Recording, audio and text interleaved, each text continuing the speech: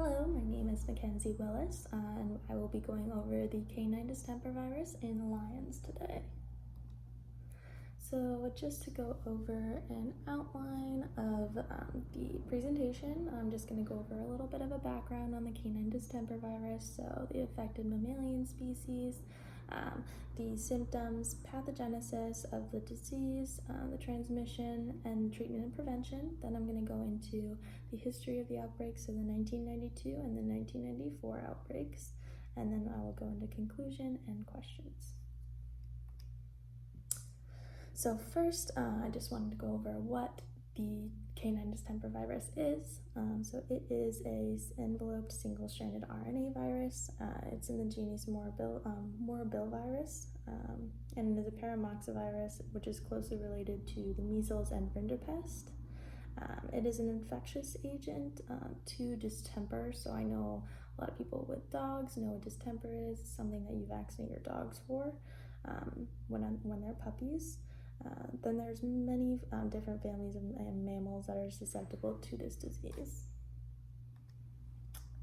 So the families of mammals that are affected by CDV, first we have Canidae, which is your domestic dogs and wild dogs, as well as foxes. Then we have Felidae, which is what we will be focusing on, which is domestic cats, tigers, lions, big cats, those things. Then we have Hyenidae, which is hyenas. Then we have Mustelidae, like domestic ferrets, badgers, weasels, black-footed ferrets as well.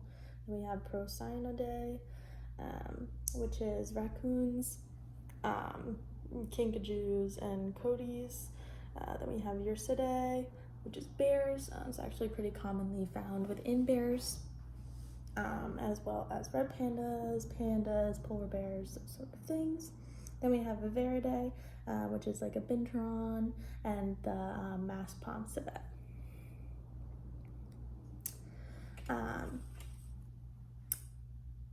We will be going over Felidae today, so that's your domestic cats, lions, tigers, cheetahs, jaguars, pumas, those sort of things. I do want to go into the symptoms of distemper, as it is pretty important to know exactly what this virus does. So first there's a diphasic fever, which is a 2-stage fever. So you might be able to get over that first bump. Nice little high fever goes down, then you'll get a second one. Next we have leukopenia, which is the low white blood cell count found within a lot of cancer patients as well. Then we have GI and respiratory catarrh, which is the excessive mucus buildup. So you can see here and here that there's a lot of mucus buildup around the eyes and the nose. So that's found within the GI tract as well as the respiratory tract. Then we have pneumonic and neurologic complications. The neurologic complications are like circling, head tilts, twitching, seizures, which are found a lot in lions, paralysis and convulsion. You can also find hard pads of the feet, anorexia, lethargic. Lions, any sort of infected individual would be really lethargic, anorexic, not wanting to eat, getting very skinny, losing that body weight. Next, I want to go into the pathogenesis of distemper. So it's within 24 hours, the virus will spread to the tonsils and the bronchial lymph nodes. Then within 2 to 4 days of the virus, it'll replicate within the bronchial lymph nodes and the tonsils. So that's when it starts to build up within the lymph nodes. Then 4 to 6 days, the virus will begin to spread to the major lymph organs. So there's the spleen, the liver cells, small intestine.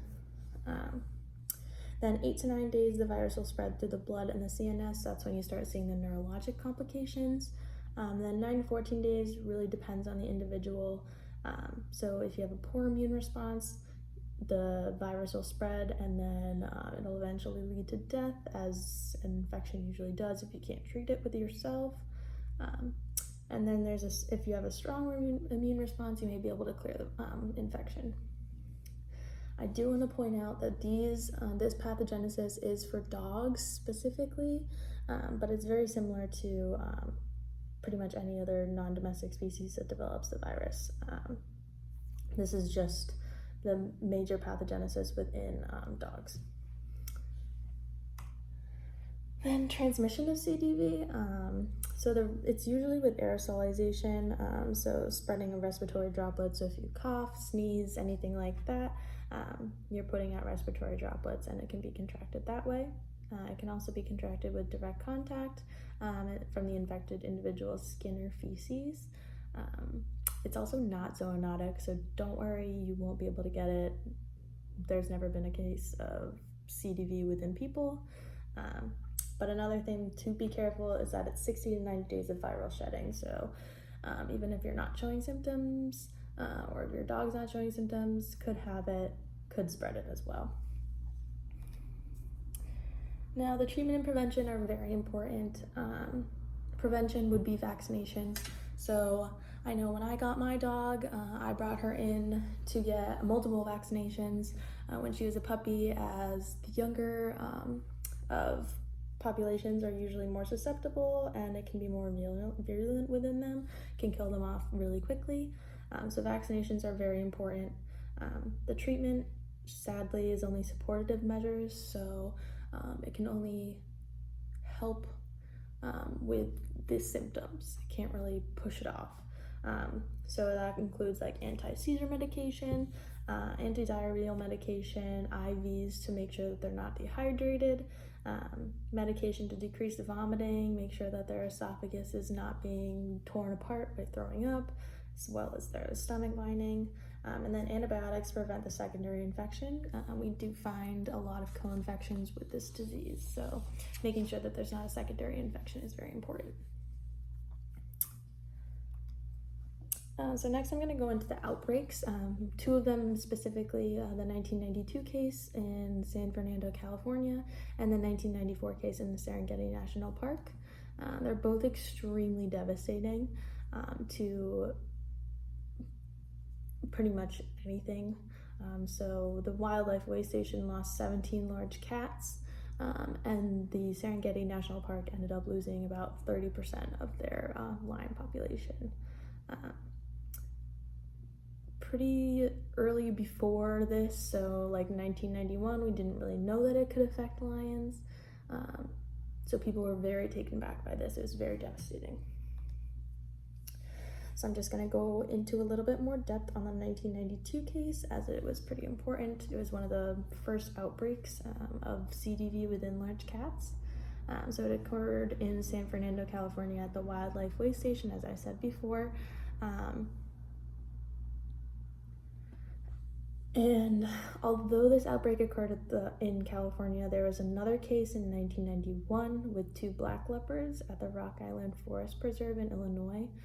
So that was really like the first case, but there was like a few more cases that led up to this epidemic, specifically the one in California, with a bunch of other deaths, which was really sad. So a lot of cubs died. Terrible. The first known outbreak was in big cats, so this was the first known huge epidemic where 17 large cats died, and 35 out of the 74 wild cats that were there showed symptoms of CDV.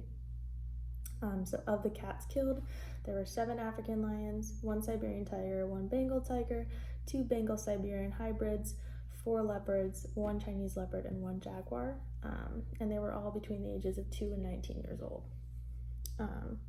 So to test this, they did clinical examinations post-seizure, so they did blood samples, complete blood cell counts, and also fecal samples. They did necropsies on the dead or euthanized cats, and the euthanized cats were euthanized when they were moribund, so it was humane to kill them.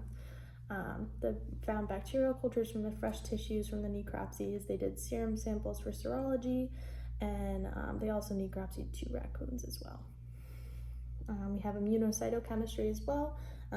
So they used sections from the tissues and found hemotoxylin and eosin, and the negative control was influenza, and the positive control was CDV within a dog, so they used those for comparison.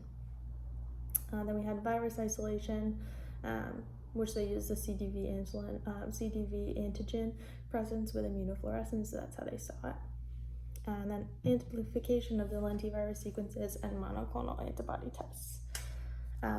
They thought that this specific epidemic was spread to lions from raccoons or skunks, as they came into contact with them a lot around this area.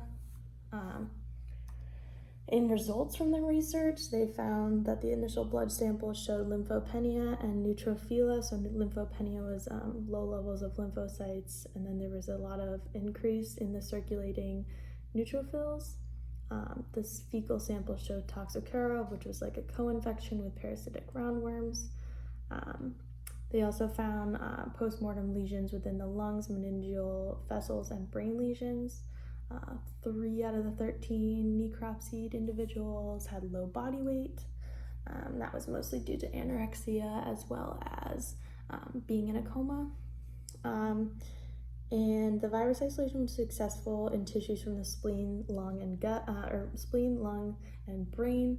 So that kind of coincides with the symptoms of having pneumonic and neurologic complications. So going on to the 1994 epidemic, this was in the Serengeti National Park. Between January and March, they found 11 dead lions, which was where they thought that, oh, this is definitely an epidemic. So they used the tissue samples from 111 lions, 23 of the dead lions, 13 live and symptomatic lions, and 72 healthy lions. And out of those 72 healthy lions, 63 of them actually had the CDV antigens.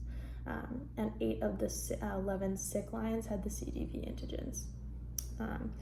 So in total is what they say, but it's very underestimated. They had 39 cases of CDV-related deaths, but they also had a 30% decrease of population in lions within this year.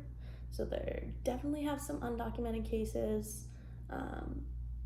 because it coincided way too well with this disease epidemic for it to just be a coincidence.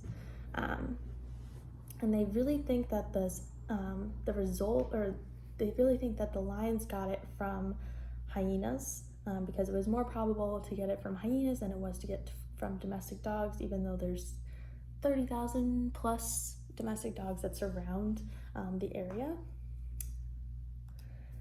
So going off of that, we do want to find out how lions are contracting this disease. There's a lot of discussion that it's a single dog variant, responsible for these massive die-offs. There's a lot of research done on just domestic dogs, not a lot done on the other possible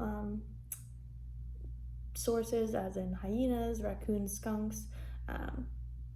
But many models are showing that it's cyclic with the lion-dog transmission. So dog population gets sick, lion population gets sick. It also could be that the dogs are a reservoir host for the Serengeti ecosystem, and that's what happened. I did find that some articles were saying that the initial infections came from domestic dogs, and then other infections came from another source. But to conclude, canine distemper is most likely from domestic dogs. Just from all the research that I had been doing, it's most likely from domestic dogs, but there is a possibility that it has been coming from somewhere else. So it's not just domestic dogs that are getting this, it's possibly from other places. It's very important that we do understand where this is coming from, so we can prevent further epidemic, make sure that the lion populations aren't decreasing dramatically, and to prevent further epidemics in general. One thing is prevention, so we need to make sure that we are vaccinating all of our dogs, stray dogs, anything, vaccinate.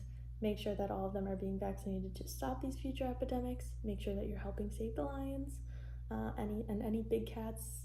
It's also very fatal to hyenas as well as ferrets. So if you like ferrets and hyenas, make sure that you're vaccinating your dogs.